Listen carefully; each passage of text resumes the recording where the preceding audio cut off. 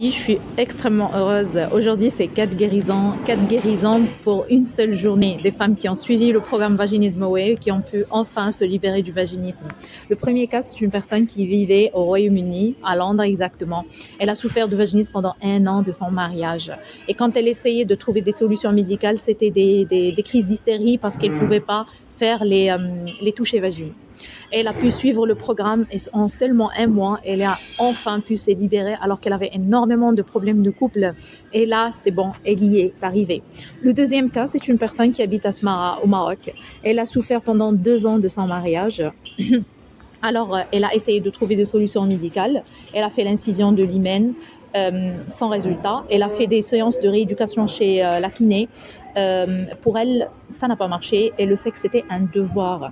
Elle est partie chez une sexologue. La sexologue en question lui a vendu les dilatateurs au double du prix du marché pour qu'elle puisse faire des exercices avec, mais au final, zéro résultat. Le troisième cas, c'est une infirmière. Elle a vécu le vaginisme pendant 1 an de son mariage et quand elle m'a parlé au début, elle m'a dit, tu sais, moi, c'est impossible. Il faut même pas en rêver. Il faut même pas en rêver. Moi, c'est impossible. Du coup, je peux pas guérir. Et les rapports pour elle sont non acceptés. Et elle disait qu'elle n'avait aucune chance dans la vie, de façon générale. Et donc, on a pu travailler et finalement, elle est libérée. Et quand elle m'a appelée, elle a fait « Kauta, je suis libérée, enfin !» Merci du fond du cœur. Et c'est quelque chose qui m'a touchée à un point que vous pouvez même pas imaginer. Le dernier cas, c'est une belle Algérienne. Elle est trop douce, trop gentille. Elle a 7 mois de mariage.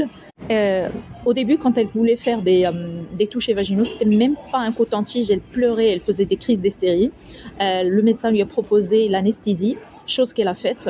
Mais ça a donné un très très mauvais résultat sur son mari parce qu'il disait que je ne sentais plus mon pénis et qu'il n'avait aucune sensation et que ça pouvait créer des problèmes d'érection. Donc il faut faire attention avec l'anesthésie.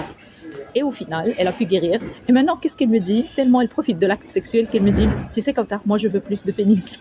Je suis trop contente vraiment pour ces 4 femmes qui ont pu guérir en une seule journée. Vraiment plein de gratitude pour ces belles, trop belles nouvelles.